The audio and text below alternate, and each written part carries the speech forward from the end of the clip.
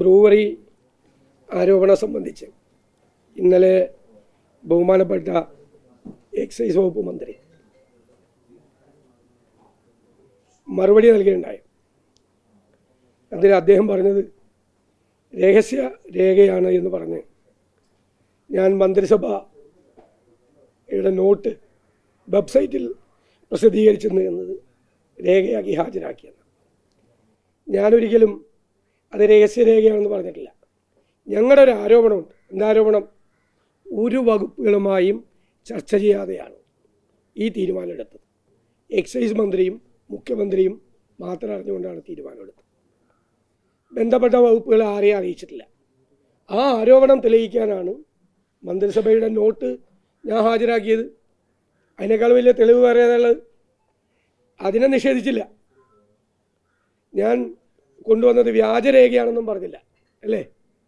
അത് സമ്മതിക്കുകയാണ് ഉണ്ടായത്, യഥാർത്ഥ രേഖയാണെന്ന്. രണ്ടാമത്, ഇത് സുതാര്യമായിട്ടല്ല ചെയ്തിരിക്കുന്നത് എന്നാണ് ഞങ്ങളുടെ ആരോപണം.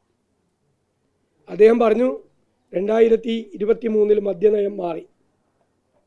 മദ്യനയം മാറിൻ്റെ അടിസ്ഥാനത്തിലാണ് ഈ കമ്പനി ഇവിടെ വന്നത്. മദ്യനയം മാറിയത് ആരും അറിഞ്ഞില്ല എന്ന് ഞങ്ങൾ പറഞ്ഞതെന്നാണ്. ഞങ്ങളങ്ങനെ പറഞ്ഞിട്ടില്ല. ഞങ്ങൾ പറഞ്ഞത് മാറിയ മദ്യനയത്തിൻ്റെ അടിസ്ഥാനത്തിൽ മദ്യനിർമ്മാണശാല അനുവദിക്കുന്ന കാര്യം ആരും അറിഞ്ഞില്ല.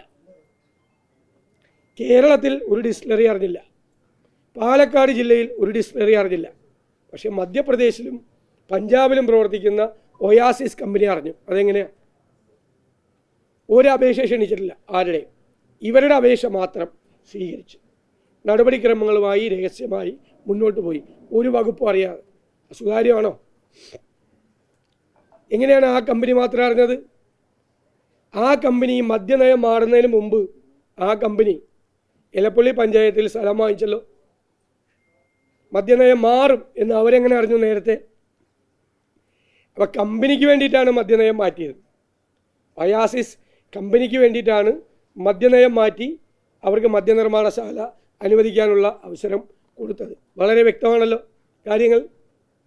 പിന്നെ ഈ ഡൽഹി മദ്യനയ കേസിൽ പ്രതിയാണ് ഈ കമ്പനി. ഭൂഗർഭജലം പഞ്ചാബിൽ 4 കിലോമീറ്റർ മലിനമാക്കിയതിലെ കേസിലെ പ്രതിയാണ് ഈ കമ്പനി. ആ കമ്പനിയെക്കുറിച്ച് ഗവൺമെൻറ് ഉത്തരവിലും പിന്നെ മന്ത്രിയും സംസാരിച്ചുകൊണ്ടിരിക്കുക. മന്ത്രി അവരുടെ വക്താവിനെ പോലെയാണ് സംസാരിക്കുന്നത്. ഞാൻ ഇതുവരെ കമ്പനിയുടെ ഒരു വിശദീകരണം കേട്ടിട്ടില്ല. കമ്പനിയുടെ വിശദീകരണം ആവശ്യമില്ല. ഒയാസിസ് കമ്പനിക്ക് വേണ്ടി അവരെക്കാളും വീറോടുകൂടി വാദിക്കുന്നതാരാ? എക്സൈസ് മന്ത്രിയാണ്. ഈ ഡൽഹി മദ്യനയ കേസിൽ ഇവർ പ്രതിയാണെന്ന് പറഞ്ഞു. ഡൽഹി മദ്യനയ കേസിൽ തെലങ്കാനയുടെ മുൻ മുഖ്യമന്ത്രി ചന്ദ്രശേഖർ റാവുവിൻ്റെ മകൾ കവിത MP അവരും പ്രതിയാണ്. അവർ കേരളത്തിൽ വന്നിട്ടുണ്ടല്ലോ. അവരെവിടെയാണ് താമസിച്ചത് നിങ്ങൾ അന്വേഷിക്കുക. ഈ ഒയാസിസ് മദ്യ കമ്പനിക്ക് വേണ്ടിയിട്ടാണ് അവർ കേരളത്തിൽ വന്നതും കേരളത്തിലെ ആളുകളുമായിട്ടും സംസാരിച്ചത്, ഗവൺമെൻറ്റുമായിട്ട് സംസാരിച്ചത്. അപ്പം ഇതിൻ്റെ പിന്നിൽ ഒരുപാട് ദുരൂഹമായ ഇടപാടുകൾ നടന്നിട്ടുണ്ട് എന്നത് സത്യമാണ്. പിന്നെ വെള്ളത്തെ സംബന്ധിച്ച് ഒരു കുഴപ്പമുണ്ടാവില്ലെന്ന് പറഞ്ഞാൽ പാലക്കാട് വെള്ളം സുലഭമാണെന്നാണ് മന്ത്രി പറയുന്നത്. എല്ലാ പഞ്ചായത്തിലും മുനിസിപ്പാലിറ്റിയിലും കൊടുക്കാനുള്ള വെള്ളവും കവിഞ്ഞ് പിന്നെ വെള്ളമുണ്ട്. പിന്നെ ഇവർക്കൊരു ഇത്തിരി വെള്ളം മതി എന്നാണ്.